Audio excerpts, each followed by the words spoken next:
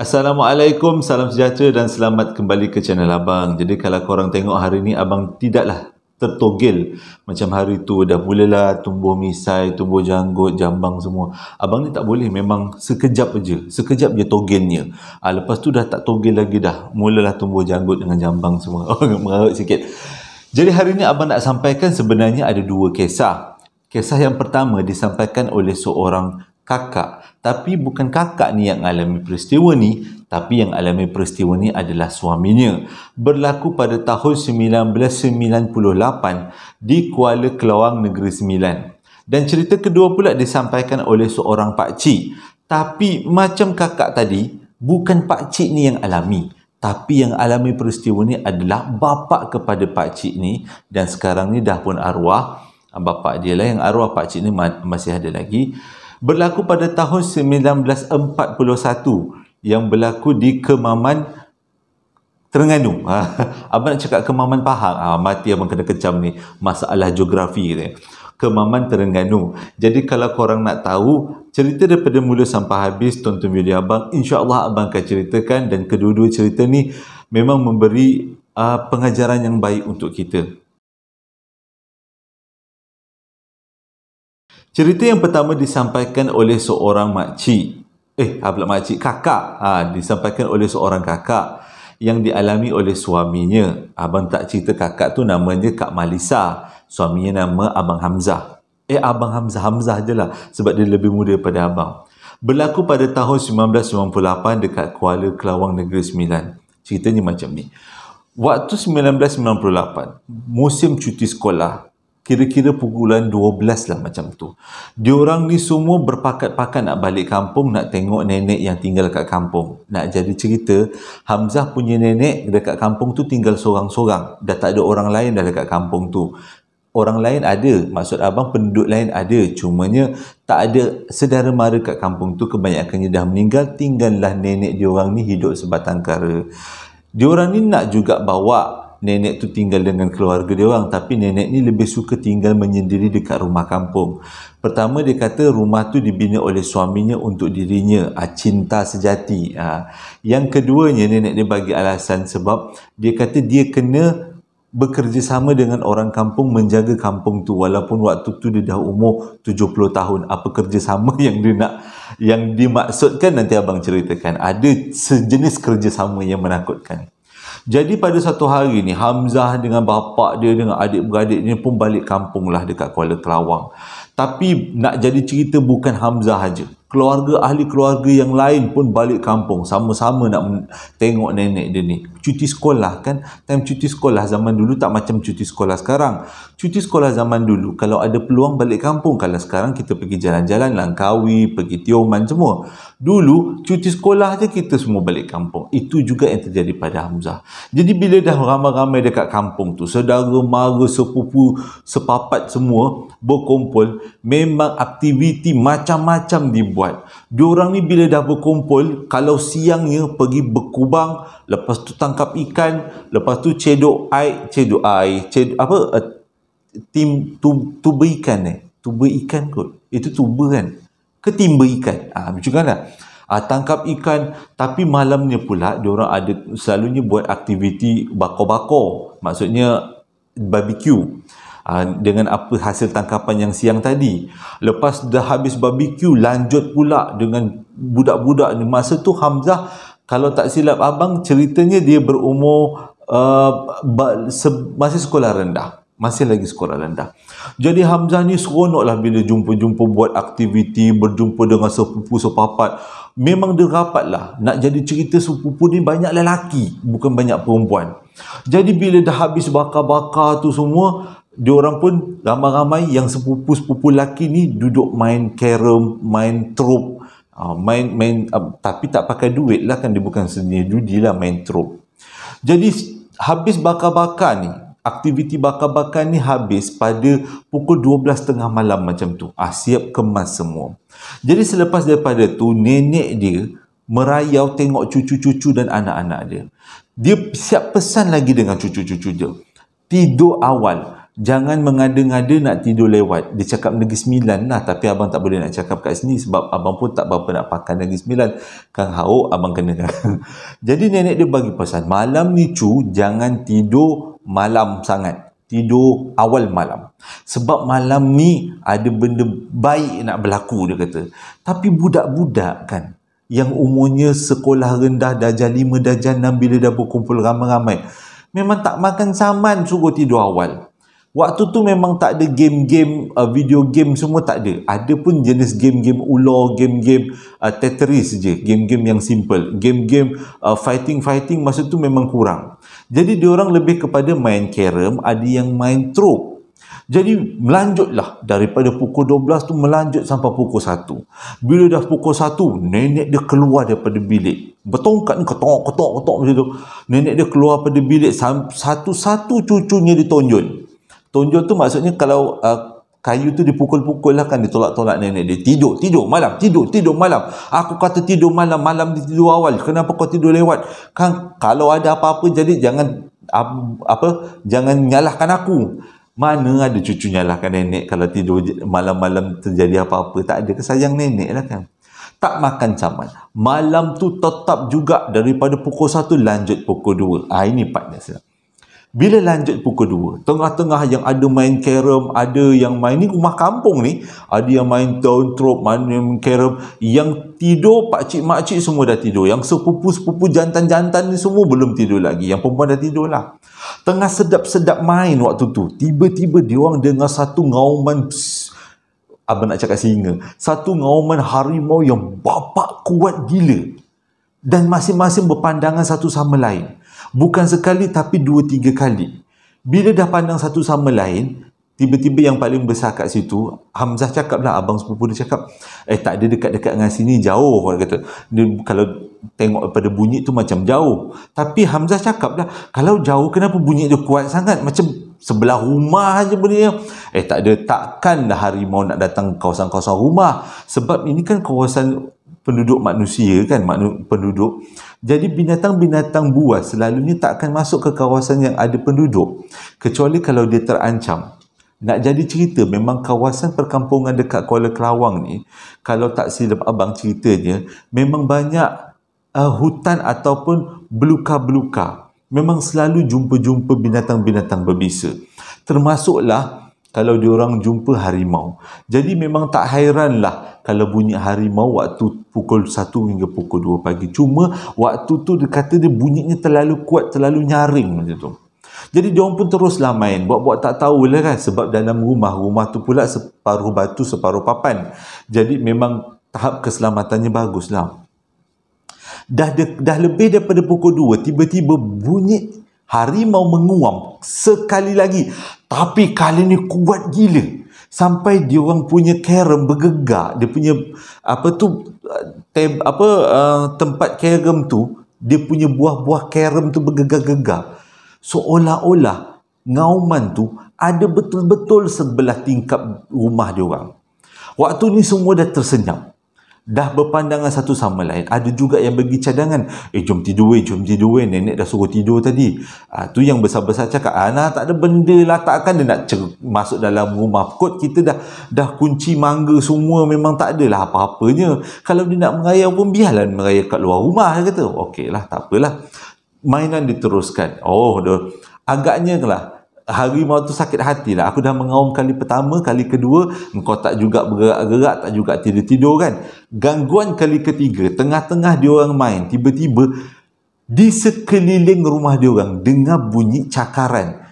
Kalau abang tak tahu macam mana bunyi cakaran, abang tak pernah dengar, tapi bunyi cakaran seolah-olah macam rimau tu mencakar. Masa ni dah yang kecil-kecil nak tidur.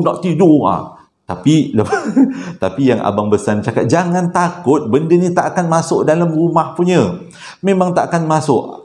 Abang dah membesar dekat sini kan, dia biasa balik kampung. Korang ni Allah penakut, nama je jantan, gitulah. Jadi kali ketiga dengar cakaran harimau. Tapi dia orang tetap juga teguhkan keimanan, main carom, lepas tu main trop. Bila anak-anak lelaki jumpa memang macam tu lah kan. Tapi abang dulu kalau jumpa-jumpa, tak adalah main trop dengan main carom. Kita orang dulu main apa? berborak kot, banyak berborak. Jadi untuk mengelakkan daripada ketakutan tu berpanjangan, si abang yang paling besar ni, kata Hamzah, Hamzah ceritalah, si abang yang paling besar ni pergi dapur buat air kopi, pandai mujuk adik-adik. Dia buat air kopi, bawa ke depan, lepas tu jamu adik-adik sepupu makan, sebab dia yang paling besar lah kan. Hamzah ceritalah, abang tu yang paling besar, jamu adik-adik makan, adik-adik minum lah. Jadi minum, permainan carom dan trop diteruskan. Harimau tak akan masuk dalam rumah. Tapi untuk kali yang keempat ada berlaku sesuatu yang luar biasa, yang pelik. Tengah-tengah diorang main rancak-rancak, mulut bising macam tu, tiba-tiba dekat luar rumah, daripada cakaran bertukar jadi bunyi tapak kaki. Tapi kali ni dia kata bunyi tapak kaki bukan biasa-biasa bunyi tapak kaki, kelepok-kelepok, tak ada. Bunyi tapak kaki dia macam benda besar tau. Bunyi tapak kaki yang besar. Jadi lepas tu Hamzah bagi cadangan lah dekat sepupu-sepupu ni semua. Apa kata kita buka tingkap, tengok dekat celah-celah tingkap. Apa benda harimau ni? Aku teringat nak tengok harimau duk merayau-rayau kat rumah kita tengah malam. Pelik juga, rumah lain dia tak pergi, kenapa rumah kita? Lepas tu abang yang paling besar tu cakap, sebab mungkin kita bising. Lepas tu nenek pun dah beritahu kan, jangan kena tidur cepat, jangan tidur lambat-lambat. Tapi bila dah dengar tapak kaki tu, masing-masing rasa macam excited nak buka tingkap. Sebab tingkap dia orang ada jaring-jaring besi. Jadi kalau buka tingkap pun, buka sikit lah, bukan buka banyak, buka sikit. Harimau tu tetap tak akan boleh masuk. Memang confirm lah dia orang bunyi harimau. Takkanlah pula yang mengayau tu gajah kan. Jadi harimau tu tak akan masuk sebab ada jaring-jaring besi. Jadi bila Hamzah cakap dengan abang yang paling besar, nak tengok. Jadi abang paling besar tu pun cakap, okey tak apalah, kau pergi tengok lah. Tapi buka tingkap slow-slow lah, kecil-kecil, jangan besar-besar sangat. Jadi diorang pun 3-4 orang, Hamzah dengan sepupu-sepupu lagi, buka lah tingkap dia macam kecil sikit lah, buka daun tingkap. Daun tingkap tu dia terbuka sikit tu, tiba-tiba diorang terdiam. Lepas tu diorang tutup balik. Lepas tu Hamzah cakap dengan sepupu dia, kau nampak tak apa yang aku nampak?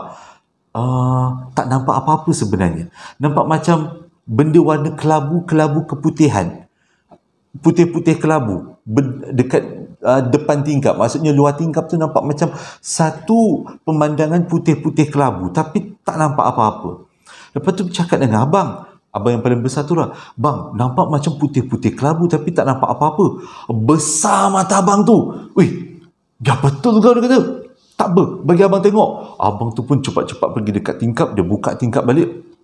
Masa tu tertelan air liur dia terkejut, terduduk, dia diam. Lepas tu yang budak-budak ni bila tengok abang besar tu terdiam, dia orang nak senyap macam tu. Tak ada, anak jantan memang tak macam tu. Lagi dia nak pergi tengok. Kali ni memang tak buka-buka, tak ada buka-buka kecil. Ambil daun tingkap tu, dia bukanya besar seluas alam. Dah terbuka daun tingkap, masing-masing duk terjongol dekat depan tingkap tu, masing-masing senyap. Korang tahu apa dia nampak? Diorang nampak seekor ular, astagfirullahalazim, seekor harimau besar warna putih kelabu, tak ada belang, putih kelabu, melengkar dekat ruang dekat halaman rumah nenek diorang. Diorang kata dekat halaman rumah nenek diorang tu besar sampai boleh buat main bola. Semua cucu-cucu kalau main bola dekat situ memang muat. Boleh muat banyak kereta. Ini pula kereta, walaupun ada 3-4 kereta, masih lagi halaman tu besar. Ini rumah kampung tau. Dan tiba-tiba dekat halaman yang besar tu ada harimau yang kepalanya melebihi tempat bumbung. Yang melebihi bumbung. Maksudnya kalau dia berdiri, bapak besar gila. Melengkar dekat kawasan halaman rumah. Lepas tu bila dah tengok 4-4, 5-5 yang tengok, meloncat pergi dekat abang paling besar tu. Terpaksa abang paling besar tu bangun, tutup balik tingkap, lepas tu duduk dengan diorang. Tersenyap masing-masing, tak tanya apa soalan. Tak logik. Harimau pertama dia kata harimau tu besarnya, kalau dia berdiri melebihi bumbung. Yang kedua, harimau tu tak ada belang. Dan yang ketiga, harimau tu tak bergerak. Diam aja. Dan mata harimau tu pandang diorang. Dan mata tu seolah-olah macam memberitahu sesuatu yang dia datang. dah tersenyap, lepas tu carom ke mana, daun terop ke mana, air kopi ke mana, masing-masing berterabur, tarik selimut, tidur. Lampu pun tak sempat nak tutup. Yang si abang yang paling besar tu pun tidur. Jadi malam tu diorang tidur diam, dengar apa yang berlaku seterusnya. Selang setengah jam, benda tu, harimau tu bergerak meninggalkan rumah, sebab berdasarkan daripada bunyi tapak kaki dan bunyi geseran-geseran pokok. Harimau tu meninggalkan rumah dan akhirnya dia orang boleh tidur. Katanya waktu tu dah lebih daripada pukul 3, 3 lebih sikit lah. Jadi dah tidur. Bila dah tidur, besok paginya bangun, orang pertama dia jumpa adalah nenek. Cakap, nenek malam tadi begini.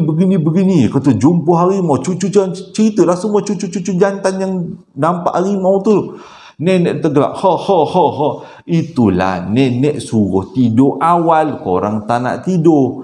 Lepas tu kata, apa benda tu nenek? Dia apa benda, hantu raya ke mana? Hantu harimau ke?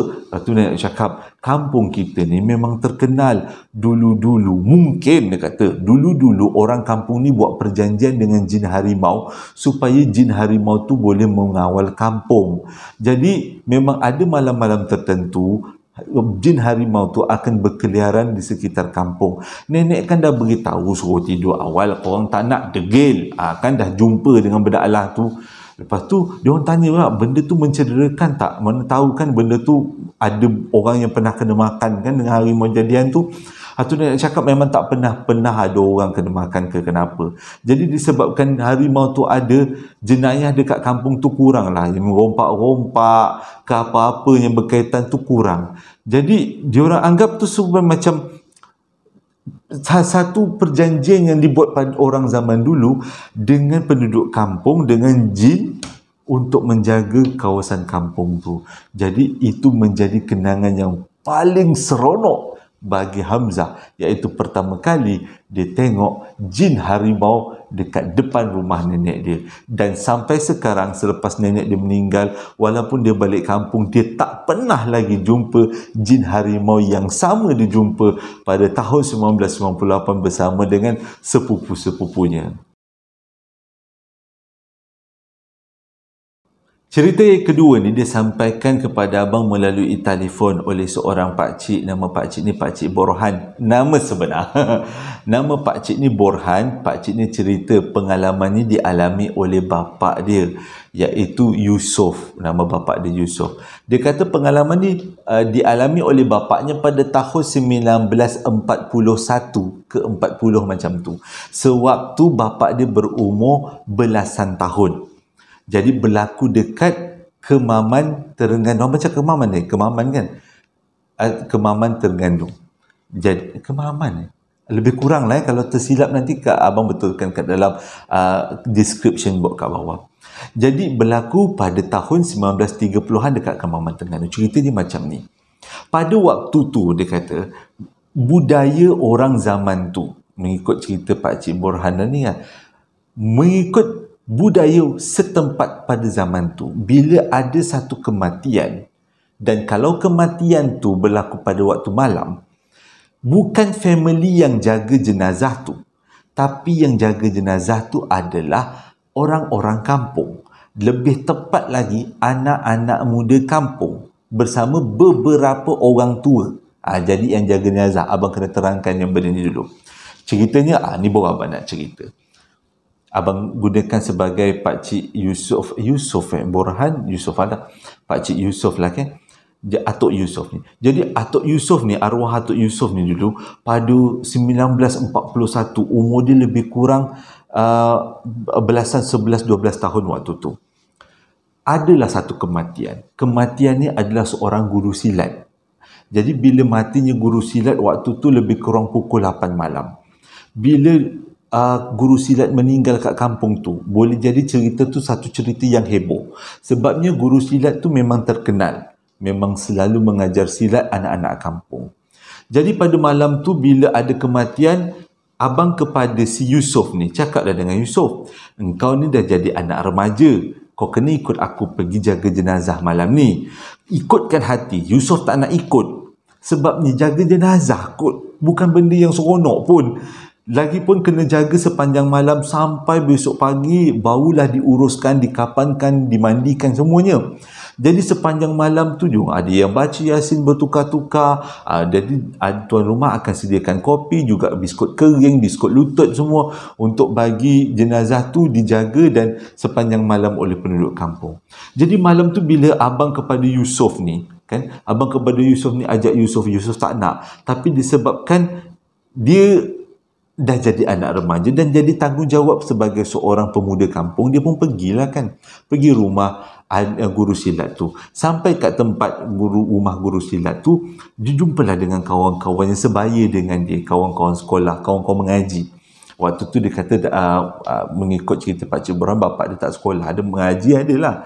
Jadi kawan-kawan mengaji jumpa.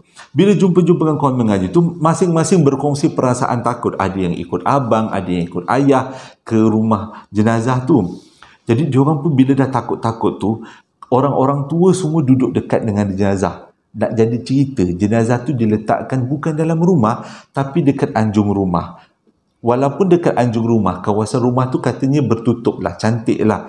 Jadi tak adalah terlapang macam tu aja, masih lagi ada bumbung. Jadi guru silat ni jenazahnya diletakkan di hujung anjung. Lepas tu banyaklah orang-orang tua di sekeliling jenazah. Jadi diorang ni yang boleh kata yang remaja-remaja muda ni duduklah dekat kawasan tangga, dekat jauh daripada jenazah. Itu kalau abang memang tak pergi lah malam nak tu, kan. Kalau saudara tak apa ni, kita tak kenal. Jadi diorang pun jagalah malam tu. Jadi diorang ni pun berborak sampailah lebih kurang dia kata pukul 12.30 malam, jaga jenazah punya pasal. Diorang pun ngantuk. Nak balik tak boleh. Abang dia tak benarkan. Yang lain-lain tu pun bapak dia ke abang pun memang tak benarkan. Ini adalah cara untuk mereka mendidik anak kampung supaya bertanggungjawab dengan sesama jiran kalau ada kematian macam ni, kan. Jadi diorang pun dah terngantuk sangat, diorang pun menyandarlah dekat tiang satu sama lain. Duduk dekat bawah rumah lah, dekat kawasan-kawasan tangga. Tak nak dia duduk ke sebelah jenazah. Lebih kurang lah, dia kata lebih kurang tengah malam macam tiba-tiba riuh dekat rumah tu. Korang nak tahu kenapa riuh? Diorang ni semua dengan mata terkebil-kebil sebab ngantuk, kan, tertidur, terpisat-pisat, tergosok-gosok mata.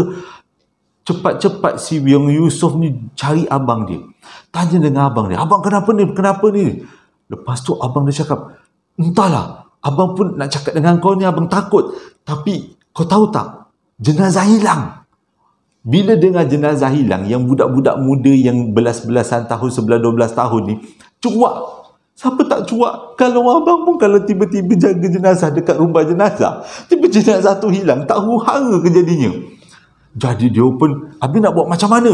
Tu dia kata, kita semua, abang dengan orang kampung semua bercadang untuk cari. Jadi kau nak tunggu mana? Tunggu sini ke ikut abang cari? Memanglah ikut. Takkanlah nak tunggu kat situ. Kalau tiba-tiba jenazah tu datang kat situ, kan, hai macam tu, kan, pengsan pula. Jadi dia kata, tak apa bang, ikutlah. Yang kawan-kawan dia pun kata, kita pun nak ikut. Jadi dia orang pun ramai-ramailah pergi cari jenazah. Dipecahkan dalam beberapa grup. Di beberapa grup, yang ini cari kat ulu, ini cari kat hilir, ini cari kat kanan, ini cari kat kiri. Lebih kurang macam tu lah, kan. Jadi si Pak Cik Yusof ni, Atuk Yusof ni, diikut dengan abang dia cari dekat kawasan-kawasan dekat dengan sungai. Nak jadi cerita, dekat sungai tu ada surau tau, surau yang memang diorang guna sampai waktu tu memang digunakan surau tu. Sekarang ni katanya surau tu dah roboh, dah tak ada surau tak kat situ. Jadi diorang pun grup ni pergilah kat kawasan surau tu. Sebab jenazah hilang tiba-tiba macam gitu je. Sebab mungkin dia guru silat yang mengamalkan ilmu yang bukan-bukan kot. Abang tak naklah fitnah, takut juga, kan. Kemaman kat situ, berlaku kat Kemaman tahun 30-an. Kalau korang ada cerita ni, kalau siapa-siapa tahu cerita ni, boleh kongsi-kongsi kat bawah. Jadi tak adalah dia orang kata abang ni kaki DVD, kan. Jadi bila Pak Cik Atuk Yusof ni dengan abang dia ni pergilah cari dekat kawasan surau. Sekarang masing-masing lah dibuka, di masa tu tak ada lampu picit, masing-masing bawa andang ataupun obor. Cari tak jumpa, cari tak jumpa. Jadi diorang ni pun decide untuk masuk dekat dalam surau. Bila masuk dekat dalam surau, cari dalam surau pun tak ada. Bila tak ada, diorang semua berkumpul balik dekat rumah jenazah tu. Sebab dah cari 1-2 jam tak jumpa kan, berkumpul kat rumah jenazah. Jadi bila berkumpul, ada ketua kampung, ada imam, semua diorang ni bermesyuarat. Jadi Pak Cik Yusof ni dengarlah apa benda yang dimesyuaratkan. Jadi dia kata kita kena buat sesuatu sebab mungkin jenazah ni hilang adalah disebabkan oleh ilmu yang diamalkan oleh guru silat tu sendiri. Mula ada ilmu salah lah kan. Jadi dia kata nak buat macam mana? Okey, sekarang ni kita minta imam, dia kata imam laungkan azan, 7 kali azan, selepas tu kita akan pecah cari sekali lagi. Okey. Lepas tu nak jadi cerita, imam pun azan lah, azan 7 kali, selepas dah azan 7 kali, diorang pun berpecah. Kali ni grup dah bertukar-tukar. Sebab dah tak jumpa dah, grup dah bertukar-tukar. Baru nak mula mencari, tiba-tiba menjerit, ada orang menjerit, nampak macam ada benda kelibat lelaki berlari di dalam semak-semak. Jadi ramai-ramailah berkejuang dekat lelaki berlari ni, dan akhirnya lelaki yang misteri tu, yang katanya nampak macam bayangan berlari tu, pergi dekat surau yang sebelah sungai tadi. Lepas tu ada yang nampak benda tu masuk dekat dalam surau, masuk merempuh. Waktu tu memang tak ada lampu picit, lampu torchlight semua tak ada. Orang pakai andang je. Jadi ramai-ramai berkumpul dekat surau tu, diorang pun masuklah kat dalam surau tu secara ramai-ramai lah untuk mengelakkan takut. Jadi si Pak Cik Yusof ni tak nak ketinggalan. Dia pun nak takut ni, takut sebenarnya, tapi nak tahu apa yang berlaku. Diorang pun masuk. Bila diorang masuk, cari-cari tak jumpa. Dekat kawasan perempuan tak jumpa, kawasan lelaki tak jumpa, dekat tempat ambil air wuduk tepi sungai, waktu tu ambil air wuduk tepi sungai katanya, pun tak jumpa. Kat mana sebenarnya jenazah tu? Tiba-tiba ada orang dalam ada orang dalam surau menjerit, sini jenazah dah jumpa. Diorang pun bekerja masuk dekat dalam surau, termasuklah Pak Cik Yusof ni. Akhirnya diorang jumpa jenazah tu. Korang tahu dekat mana? Dekat belakang pintu surau. Nak jadi cerita, pintu surau tu besar ikut cerita Pak Cik Yusof ni. Yang Pak Cik Yusof ni, Atuk Yusof ni ceritakan kepada anak dia, dan anak dia cerita ke abang lah kan. Pintu surau tu besar, dan jenazah tu terduduk dekat belakang pintu dengan matanya terbuka. Kalau abang memang tak dekat lah. Jadi diorang pun semua pergi, termasuklah ketua kampung, imam. Waktu zaman tu dia kata ramai yang alim-alim pergi dekat jenazah tu, baca tak apa-apa, tutupkan mata jenazah tu, cuba baringkan jenazah tu dekat lantai lah, kiamkan balik. Lepas kiamkan, diorang pun usunglah jenazah tu nak bawa ke rumah kan, ramai-ramai lah mengusung. Dia kata usung bukan usung lah, mengusung menggunakan pengusung yang ada kat surau tu, usung bawa balik dekat rumah. Bila dah bawa balik kat rumah, ditutup dengan kain jenazah, lepas tu dikelilingi dengan orang-orang sambil berzikir, mungkin nak mengelakkan daripada jenazah tu hilang. Tapi peristiwa tu sehingga Yusof ni, yang nama Yusof atau Yusof ni meninggal, dia kata itu peristiwa paling pelik pernah berlaku dalam hidup dia. Dan selepas tu dia tak jumpa lagi peristiwa mayat hilang. Kenapa mayat tu hilang sampai kesudah dia orang tak tahu. Dan cerita tu disampaikan kepada anaknya, dan anaknya Pak Cik Borhan cerita dekat abang. Dia kata ini berlaku dekat Kemaman Terengganu tahun 1940 ke 1941. Jadi kalau korang tahu, ada di kalangan dalam sini yang pernah dengar cerita ni, boleh kongsi-kongsi dengan abang, insya-Allah, supaya untuk jadi iktibar kita semua. Terima kasih sebab dah dengar cerita abang daripada mula sampai habis. Abang harap kedua-dua cerita ni jadi iktibar lah untuk kita semua. Yang iktibar yang pertama adalah, memang ada sesetengah kampung ada misterinya tersendiri. Ada kadang-kadang ada gula-gula melompat-lompat. Abang pernah dengar juga, pernah baca dalam komen-komen. Dia kata kalau setiap kali kalau kampung dia ada kematian, gula-gula akan melompat-lompat. Dan pula kadang-kadang yang kali ini adalah harimau besar-besar jaga kampung. Konon-kononnya untuk menjaga keselamatan kampung. Dan kita kena terima benda tu, kadang-kadang perjanjian yang dibuat oleh orang-orang zaman dulu dengan penduduk alam sebelah, semata-mata untuk menjaga keselamatan kampung. Dan pengajaran kedua adalah kalau korang jumpa mayat hilang, report polis. Jangan mengada-ngada nak cari kalau korang tu bukan imam besar. Ini yang cari ni semua ikut ceritanya adalah alim-alim. Termasuk yang si Pak Atuk Yusof ni pun dia kata abang dia pun alim. Banyak ahli-ahli kampung tu semua alim-alim lah yang boleh baca-baca doa tu. Setakat baca doa makan, janganlah cuba-cuba nak cari kalau mayat hilang. Baca report je lah polis, biarlah polis yang cari. Okey, hingga berjumpa lagi dalam posting abang yang akan datang. Assalamualaikum warahmatullahi wabarakatuh.